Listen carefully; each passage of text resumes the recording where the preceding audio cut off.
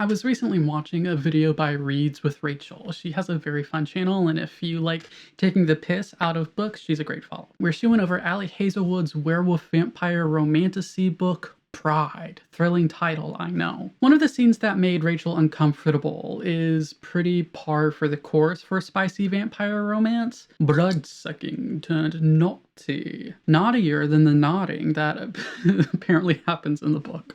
YouTube recommended Rachel's video to me on a day I was mulling over the eroticism of Saltburn, so it felt sort of cosmic. In my favorite show of all time, The Good Place, Eleanor plants a big ol' smoochy smooch on the surprisingly ripped Chidi. Oh no, this could literally end all of humanity if certain people see it. Chidi is scared, but also into it?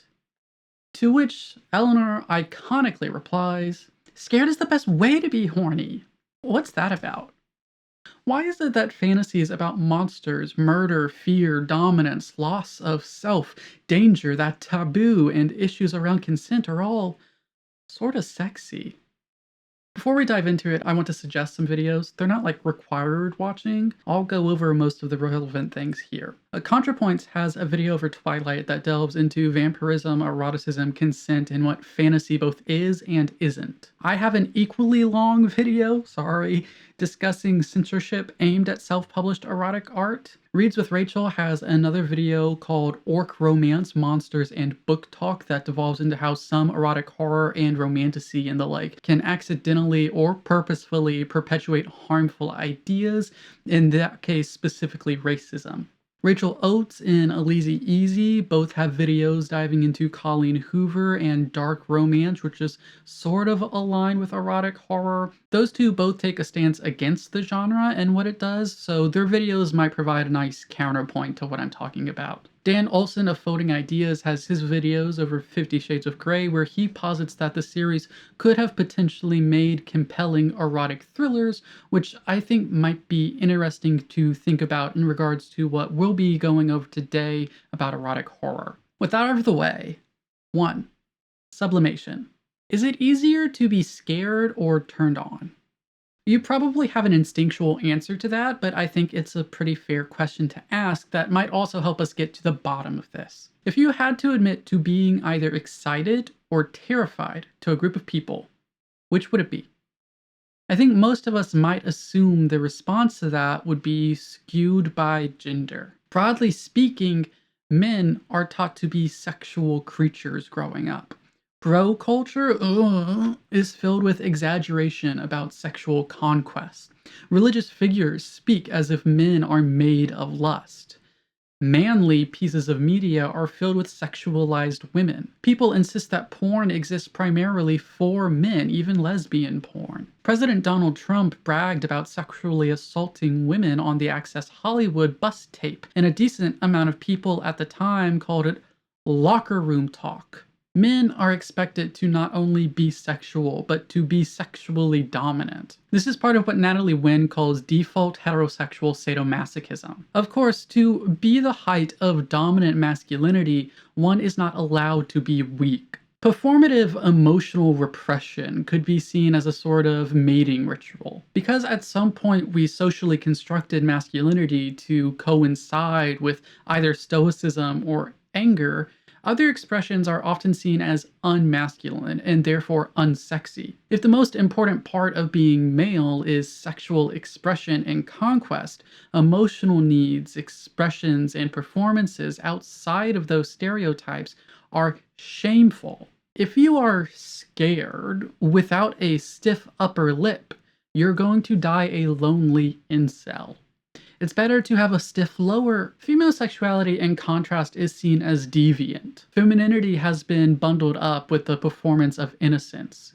To go back to Natalie's DHSM, this can be seen in part because innocence is submissive, corruptible, prey. In stereotypical heterosexual gender roles, all of those things are part of what it means to be a woman. When conservatives ask, well, what's a woman really? You could just say, well, in your eyes, probably an innocent submissive waiting to be degraded by a man. And yes, these are repressive categorizations. Congratulations, you are so smart for noticing that. One way you can tell that female sexuality is highly repressed and condemned is that we do something weird with words here in the English language. Normally, the odd English default is that you have whatever the original noun is, and then women's blank or female blank, etc., etc. I'm not saying that's good, but for sexuality, we do the opposite. We have slut and man slut. We have whore and man whore. Our sexual pejoratives are female centric. A woman's sexuality is meant to be a locked up secret because what are women if not submissive good boys wearing chastity cages? Does that count as a joke? I mean, it vaguely amused me to write it. It didn't really do anything for me delivering it. Meanwhile, terror, broadly speaking, is almost expected of a woman. In part, this is to contrast with the assumed stoicism of a lot of masculinity. If you can only imagine gender binaries and you believe in bioessentialism for some reason, then for men to be stoic, women must be emotional. In a way, teaching girls that their emotions are over the top kind of allows them to fill the emotional hole of the stoic men. Desire is always lack. If you feel deeply or perform feeling deeply, you might attract a masculine, meaning stoic man, who lacks that specific performance in his own life. It works the other way around too. Terror specifically plays a part in mating. If femininity is innocence, then performing fear sends out the signal that you are more innocent than others. So theoretically, it might make sense if we polled this question and found the answers correlate with gender. Where do trans people fit in? Well, obviously, trans and non-binary people aren't allowed to be horny or scared. Duh. What do you do when one is more appropriate than the other? Or rather, when one feels more comfortable or acceptable to feel than the other? You sublimate the feeling. Sublimation is a sort of repressive, transformative defense mechanism. You recognize some feeling or instinct within you to be harmful, shameful, or socially disliked, and you work, consciously or not, to turn it into something else. For instance, an extreme version here, someone experiencing suicidal ideation may sublimate that desire to harm themselves into a sexual fantasy. In this case, let's say fatal vor, wherein you are swallowed whole and digested. It's a fantasy that is by definition fantastical. It's impossible to fulfill. Now you can indulge in your ideation, but there's no actual danger to yourself. This is self-preserving sublimation. Of course, vor is made fun of, and it's a bit weird, and fatal vor is definitely frowned upon as a fetish. It's not mainstream, right? So you might sublimate it once again. This time you go from sexuality to some other expression. This is how you end up with Cell eating the androids and Dragon Ball Z with his not so subtly designed tail. Importantly, the sublimation out of sexuality does not make the creative expressions of it necessarily sexual. The TV trope CinemaSins, it's the writer's barely disguised fetish thing is correct in a way, but it connotatively gives off the idea that this is purposefully perverted. That's not true. Most of the time, yes, it is an expression of that fetish. That does not make the expression sexual, or even active acknowledgement of it being a fetish. So that's sublimation. To give another famous hypothetical example, if you were to eroticize holiness and martyrdom alongside a repressed homosexuality, you might get Guido Reni's Saint Sebastian. What does this have to do with erotic horror? Robert Eggers' Nosferatu led to some online debate, as art often does these days. What so very often happens is people assume their take is the only correct take. To be fair, that does drive clicks. When I went over the menu, I acted as if it can only really be interpreted as the violence of the cosplay revolution is bad film, but it's most easily a metaphor for artistic creation. I read I'm thinking of ending things as an I saw the TV glow type trans allegory. The point of this slight tangent is that art is not objective and people need to maybe calm down a bit. It depends. One Twitter user said it's concerning that people read the movie as Ellen loving Count Orlok, and another said Count Orlok represents Ellen's shame and inner darkness. Her desire for him is real. Though that second tweet doesn't necessarily conflict with the first, I found this same debate in two articles for the Mary Sue. One paints the film as a disturbing failure to celebrate or comment on female sexuality, instead punishing it and re-traumatizing an assault survivor. The other says, Orlock paints a sharp and inviting finger to an exit from the shame Ellen feels. He and the plague that follows personify the enormity of Ellen's desire, as shameful as you may believe it to be, and that's the horror of it all. Dread Central takes an interesting middle ground by saying it's a non-erotic look at assault and stalking.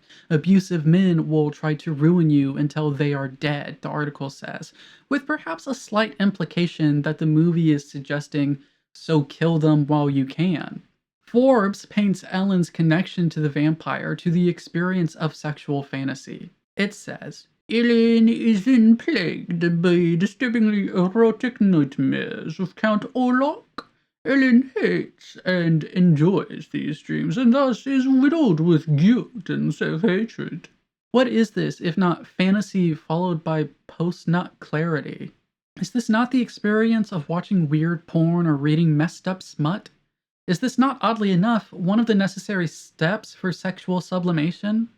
Sublimation is sort of the whole film, is Ellen's desire. Desire has been transformed into fear because terror, in the time and world of the film, is more acceptable for a woman than desire. If Ellen was allowed to be a sexual being, Orlok would never have come for her. Desire becomes fear, becomes a horror film. This is erotic horror. In the other interpretation, the unfortunately sexualized assault one, horror is turned erotic. Isn't this just like a thing that happens? Plenty of people who have been assaulted in one way or another go on to deal with the intense emotions through sexualization. Sometimes you get hypersexualized people. Sometimes you get people who indulge in non-con, dubcon, and CNC almost as a way to confront their trauma. Sexuality is easier to deal with than trauma. Here's maybe an easier version of that to grasp. Gay guys who like being called the F slur in bed. This can be one of two things, really. The sexual sublimation of homophobic trauma, or the sublimation of internalized bigotry. Isn't it more acceptable to be a submissive degradee than to thoroughly hate yourself? So one of the keys to understanding erotic horror is understanding sublimation and fantasy. Nosferatu is more of an example of sexuality into fear, but what about the other way around? If it's more acceptable for men to be horny than scared, why aren't there more female horror villains and monsters? Why do we have final girls and not many final boys? Why is male-oriented porn so predominantly violent against women instead of feelfully submissive? The answer might lie in Natalie's theory of default heterosexual sadomasochism. Horror mostly works through the removal of control. Except in horror comedies, the victim is not really the dominant, at least not at the start of the story. Final girls are pure. Long-lasting victims are submissive and innocent. These are not the categories allowed of masculinity. Male submission is therefore a subversion of the stereotypical sexual dance, a taboo, a deviancy. What you often find then is that to indulge in erotic horror, men imagine themselves as the perpetrator. They sexualize the monster they are taught lives within them by repressive systems. Men are barely controlled demons of lust, and Sunday school becomes men are monsters of uncontrolled lust in erotic horror. In adult film, men are the home invaders. They're the ones with guns and knives and drugs. They're the ones who dress up as serial killers. They're the ones who say cruel and abusive things. Men are typically the abusers in both male and female fantasy, but the majority of these men have no interest in actually harming a woman. They do not have a real desire to assault anyone, just like most women don't have a desire to be assaulted. This is not a sublimation of the longing to harm. This is fear turned into sexuality. These men are afraid that they are evil. They're afraid of dying alone because they are capable of great harm. You put on the scream mask when you're taking artful nudes because you're afraid of being the scream knifey stabby boy. Obviously, there is a growing market of male submission and male victims in erotic horror and erotica in general. I kind of have to make clear here that, like, I'm a gay man and I mostly consume gay male erotic material. If there is submission or victimization, it's always going to involve a man on both sides of the coin for me. But this is my understanding of the weird and wild world of the straighties. It's slowly changing and growing. But men have to be scared of the same things women are, death, violence, lack of control. How are those things sublimated? Well, I'm going to be real, I kind of think it's through gay erotica. But nevertheless, horror movies are part of the mating dance, aren't they? Boy meets girl, boy takes girl to scary movie, scary part happens, boy cuddles girl. Fear becomes sexuality. To know when to hold her tight, he has to know what is scary, and he has to let that fear turn into dominance and protection. DHSM, sublimation, erotic horror. We could go on and on about sublimation. I talk about it a lot in my video over censorship and adult art. Erotica is filled with things on the edge of horror, and that's primarily a genre made by and for women, erotica is. So is that sublimating desire into fear? That doesn't quite make sense, does it? Because erotica is designed in part to titillate. There has to be desire left over for the genre to truly function. It can't be all pure sublimation. Why is being scared so sexy? 2. Science. I hated science courses when I was in school, and I've never been much of a hands-on learner. I despise lab work, and I find scientific academic writing to be suffocating tedium to churn out. I much preferred to be nose deep in a book. It didn't help that I wasn't really curious about the why of things. When I was taking calculus and we were learning antiderivatives, some of my classmates got incredibly stressed out about the why of certain steps. That confused me. Like, we were just solving puzzles. The why didn't really matter, at least not to me. What does matter to me? It exerts a gravitational pull on my body, of course. Bazinga! And that's what we call a heckin' good science joke. I'm practically the next Bill Nye. Jared Corona has a boring persona. Psychology is a science, I guess, so I got to thinking, maybe there's more science to erotic horror. Ew, I know, science. An article for Huffington Post, UK, so I get to do my horrible British accent, you are so welcome, puts it like this. When we get scared, our bodies produce a cocktail of hormones and up our heart rate to get our blood pumping, so we're that ready to run. And when we're turned on, our bodies kick out a very similar blend of hormones for a very different type of exercise. Matthew Lockman is a sex therapist who reiterates the hormone thing while adding that there was an interesting experiment back in 1974 where a group of men found a beautiful woman more attractive after crossing a shaky suspension bridge than a control group did. The shaky bridge experiment demonstrated something called the misattribution of arousal. Misattribution is probably really complicated to study and truly understand, but the name makes the general concept easy to grasp. It is when you misattribute a response to an unrelated emotion. With the bridge, the increased anxiety and adrenaline causing fast heartbeats, warmer flesh, buzzing nerves was misattributed to sexual attraction. If you're aroused at a horror movie and find that horrifying, you might not actually be aroused. You could be misattributing the physical responses to the emotion. Bodies have a habit of this sort of thing. When you drink too much caffeine, the influx of energy might make you feel anxious. My body does this.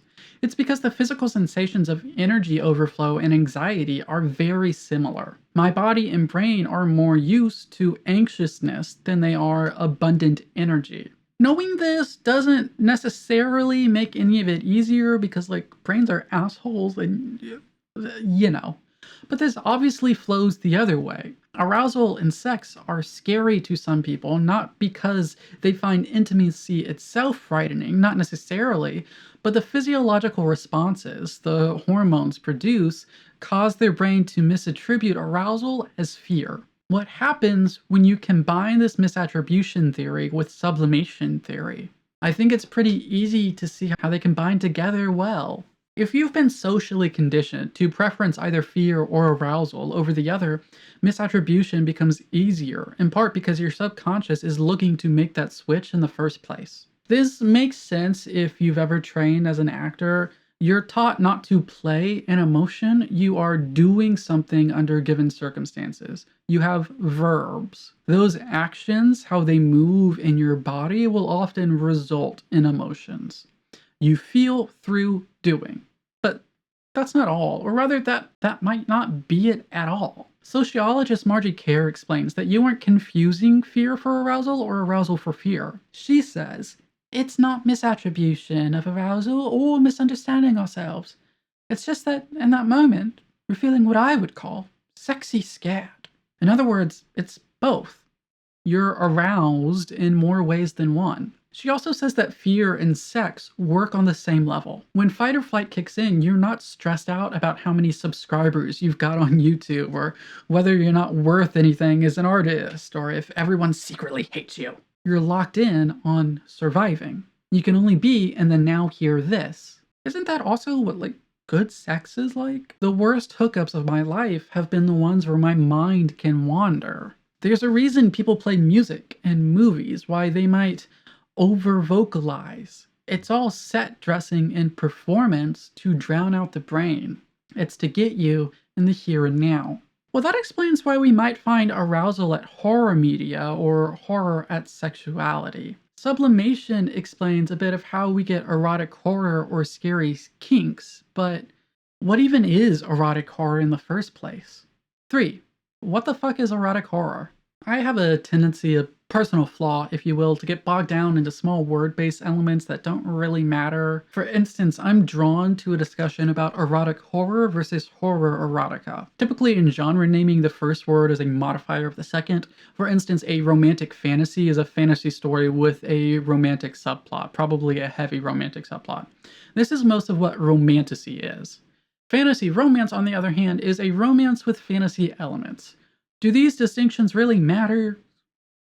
I don't particularly think so, but they're interesting nonsense to me. So technically, erotic horror would be a horror piece that is at times erotic, right? Well, no, erotica does not mean fiction that is sexual. Erotica is fiction where sex and sexual discovery are the drivers of plot and character. So an erotic horror is horror wherein sex, sexual discovery, and arousal are not incidental, but rather integral to the story, to the fear, and to the catharsis, or at least to a significant subplot of as such. Horror erotica, on the other hand, is erotica that's a bit scary or borrows elements from horror. But for our purposes, imagine I'm talking about both when I say erotic horror. Except, can you have erotica without horror? And can you even have horror without erotica? I mean, obviously, yes, right? I mean, Skinamarink is so devoid of anything approaching any type of arousal, horror, or otherwise. I don't think you could call that erotic horror, right? Tonight, when you're off to bed, turn out all the lights. Stand there, look into the dark and listen. What's that noise? Who's there? Who's coming for you? Can you hear the whispers? Can you feel the darkness lap at your skin? It's coming for you. There's nothing you can do to stop it. The darkness will have you. Forever. Isn't that hot? I mean, a little, right? It's a little hot. An article in Decider ends with the following. The genre has certainly come a long way since implying that all women who have sex are doomed to die, but it's quite likely that the relationship between sex, violence, and horror will never wither. They're just too interlocked to ever stand on their own. When I read that, I was originally a little apprehensive, mostly because I can think of non-violent horror and non-sexual horror. But the more I sit with it, the truer it becomes. Horror as a genre, broadly speaking, is about the loss of control. Erotica as a genre, broadly speaking, is about the struggle for control. Someone will lose it or surrender it. Human sexual intercourse is incapable of existing without surrender. It requires vulnerability, whether physical or emotional. To be vulnerable is to be frightened. And horror sounds like horror. So there's that. Margie Kerr called it sexy scared instead of scared sexy because there's no other form of sexy. Have you ever had the intrusive thought that you could just jump down and literally swallow the sausage? I mean, I have.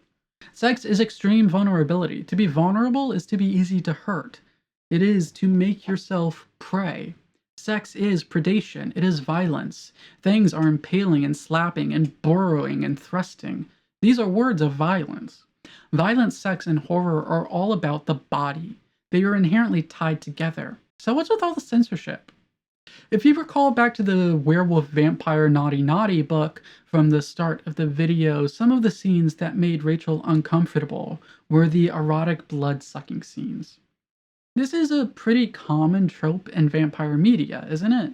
In the House of Night series, a YA series by the way, both vampires with a Y and their sentient blood bags feel pleasure during feeding.